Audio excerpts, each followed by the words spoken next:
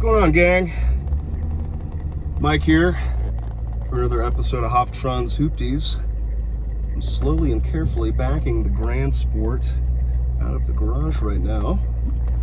So I thought I'd talk a little bit about what my ownership experience has been like with this 96 Corvette Grand Sport. There's actually a number of great videos out there that talk about some of the unknown or less understood quirks and features of the C4 Corvette platform. I'll link those in the description below. I'm not going to try to retread or regurgitate content that's already out there, especially when I may have learned a thing or two from said content. Hello.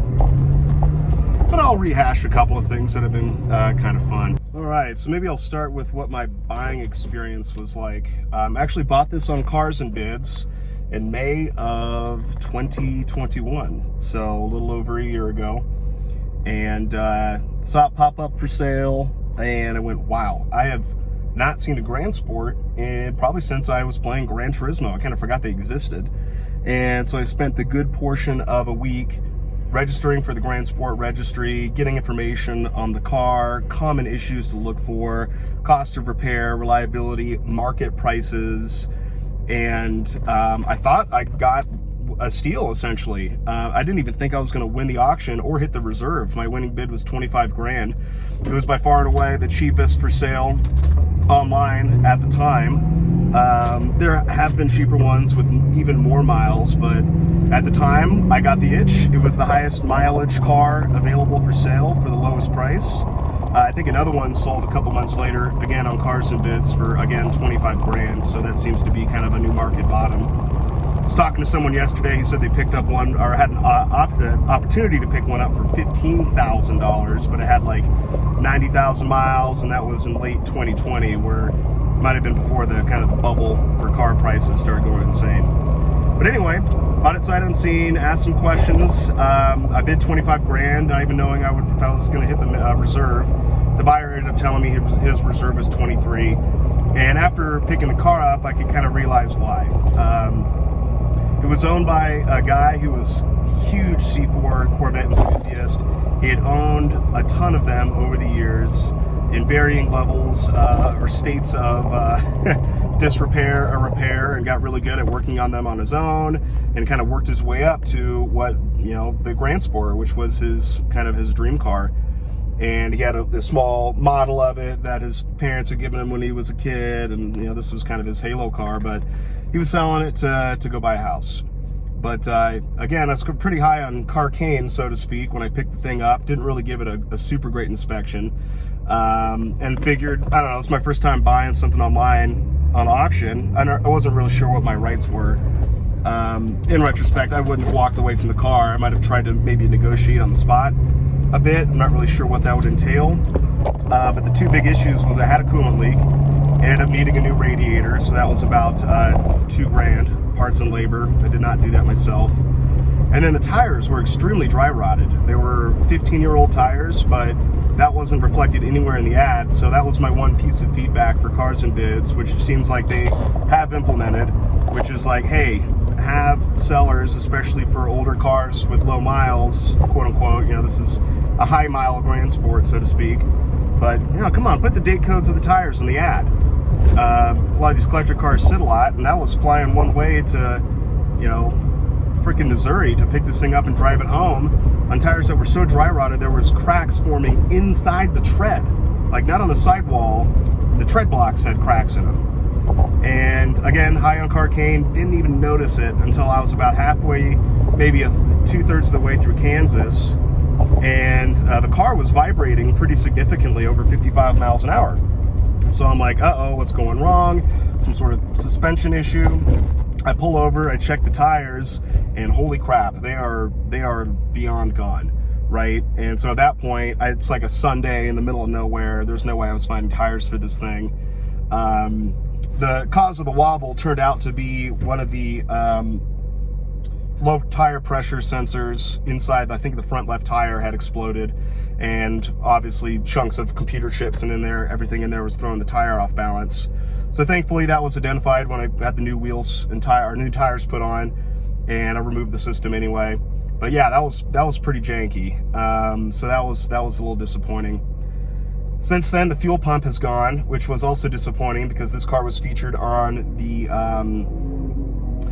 Car Wizard's YouTube channel, where he had identified a faulty fuel pump as a what was causing long starts for the car. It was losing fuel pressure on the rails, and when it would sit, it wouldn't start after, you'd have to crank it forever. So we replaced the fuel pump, but I don't think he replaced the fuel filter, and also the fuel pump assembly was rusted real bad. So I replaced the fuel pump and the fuel filter in my driveway, which was also frustrating because I was pulling into the gym to pick up my now wife, and the car dies in the parking lot. Thankfully, it didn't die in the middle of traffic or during a turn or something, because fuel pump went. And I think I had 3 other cars at the time, and all 3 of them were broken. So I had 4 vehicles, all 4 of them either in the shop or not running in my driveway. So that was a low point. But since then, it's been aces. The only thing that still needs to get worked on is the air conditioning, which I'm feeling right now because it's 90 outside and I have the windows rolled up to shoot this video. The air conditioning works, but it doesn't seem very happy, especially when the engine is hot. I get this weird kind of clicking sound. I'm assuming it's the compressor clutch. I mean, it blows cold air, and it also has the typical C4 problem where it doesn't blow cold air out of the vents. Another thing I didn't bother to ask in the questions or when I picked the car up, but it pretty much fails 100% of the time on any C4. The blender motor only blows air where the heater would normally go. So it blows air conditioning, but only out of the floor vents and the windshield vent, which when it's humid out causes the windshield to fog. So it's kind of a pain in the butt, but in Colorado Springs, there's only a handful of days like this where it's above 90 and it's a pain in the ass. And this isn't my daily driver, so I just haven't bothered to deal with it. But that might be something we try to figure out here on the channel. But yeah, drove it home. I ended up limping it into Lyman, Colorado, and then having a friend tow me into town from there, just so I wasn't going on a 2-lane highway through actually what ended up being a tornado. That's a whole different story. I wonder if I have a video of us, if I have it, I'll drop it in here in Lyman, trying to dodge tornadoes while we're driving this poor thing home on a flatbed. A little wild right now. Lifesaver.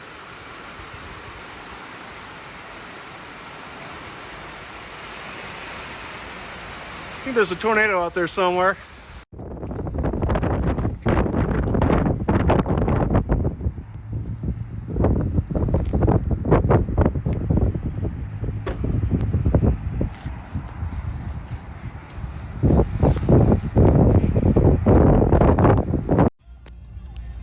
Just in case this is the last thing I ever see, I want you to be able to see it with me. Oh, Lord.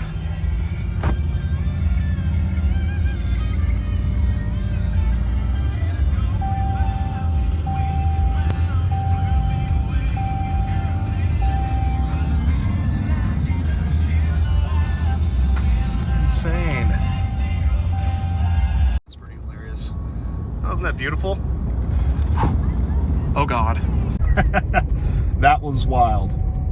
But ownership experience was great, buyer experience was great. Again, only feedback I had for Cars and Bids was tire date codes, because it's expensive and it's a safety issue. A lot of people are buying these things sight unseen and perhaps wanting to drive them home if they're in good driving condition, or it's a reasonable drive home, and that's something you want to be aware of. But yeah, I'm gonna stop the video here and roll my windows down because I am sweating, and then we'll get into the rest of my ownership experience so far in the last year. First off is the attention you get. It's a kind of a mixture of 3 different reactions you get from people. Some are just like, cool car, thinking that I modified a Corvette, not realizing this is a completely stock look. Even got that at a gas station on, I think it was Saturday or Sunday, from a Corvette owner. He's like, I own a 93 Corvette, the thing is cool. Had no idea what a Grand Sport was. Very interesting.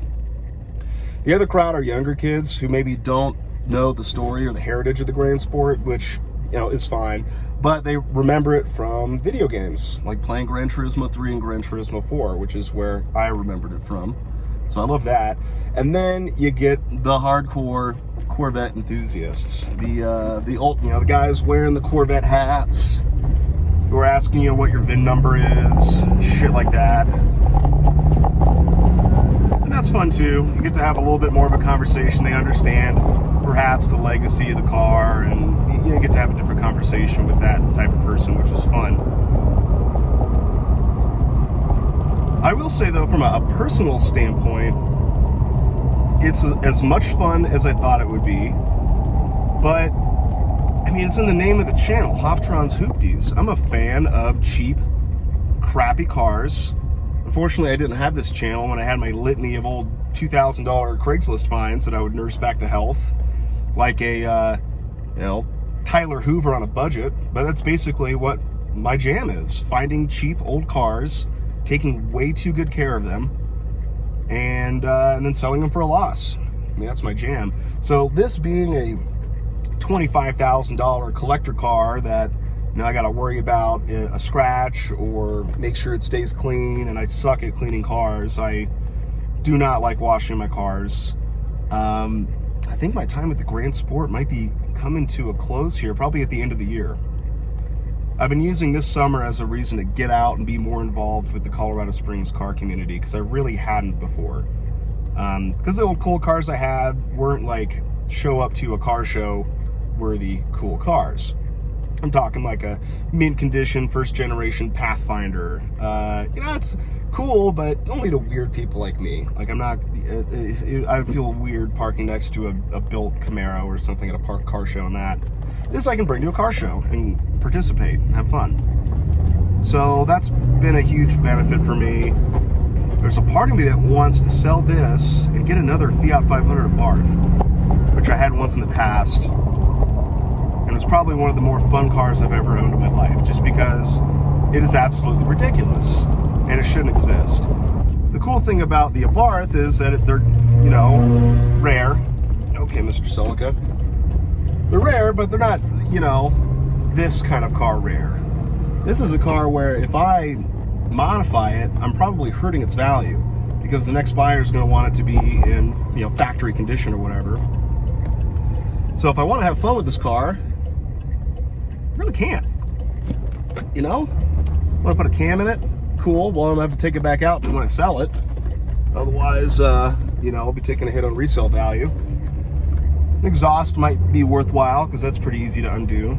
But with the Abarth, I can kind of do all the things I wanted to do with the one I had before, but never did because I never outright owned it. I had a bank loan on it, and I ended up selling it because the payments were way too high. But I never really did much to it performance mods wise, and I really wish I had. So they're getting cheaper. I think I might pick one of those up and just go hard in the paint. I'm talking, bigger turbo, engine mods, chipped and tuned, ground effects, all the silly shit that would make that car even, oh my God, a two-door Bronco. Sorry, I lost my train of thought there. I just saw a two-door Bronco on which I've been waiting for 2 years now. I'm getting to the point where I'm not even sure if I want it anymore. Oh, be right back. I don't know, this could be the squad right here. Too many doors on that one though. Day one reservation holder here for a 22 Bronco. Still waiting. To be fair though, half of that wait was me waiting purposefully because I wanted a Sasquatch with the manual. Two-door specifically. So I got a two-door base man Squatch on order. Placed that order in October. At this point, I'm not even sure if I want it anymore. With gas prices getting insane, I got my Volt. I'm kind of sold on the whole EV thing. Anyway, back to the Corvette. Yeah, the other option, if I don't go with the Abarth, or maybe I do both, because both these cars will probably cost less than this does, is get myself a non-Grand Sport automatic 96 Corvette. So I love the car. The car's fantastic. It's a lot of fun to drive. My wife can't drive it though. She doesn't feel comfortable driving the stick. So, I don't know, maybe I get a 96 with a manual, not even a collector's edition, just like just a regular old base for 10 grand or whatever they go for nowadays. And let her get her practice driving a stick on that. Or not, I just get an automatic, maybe a convertible that we can have fun and cruise in. and it's something I wouldn't have to be so precious about like I do with this. So anyway, whoever who's watching this, but if you have any thoughts, drop them in the comments below. Otherwise, I'm going to get back to running errands. I'm going to be doing some electrical work on the pickup truck, probably this afternoon because I got the day off today. So I'm not sure. I think this will be more of just like a BS vlog, and then we'll do a full episode when I do the wiring in the pickup. Catch you later. Peace.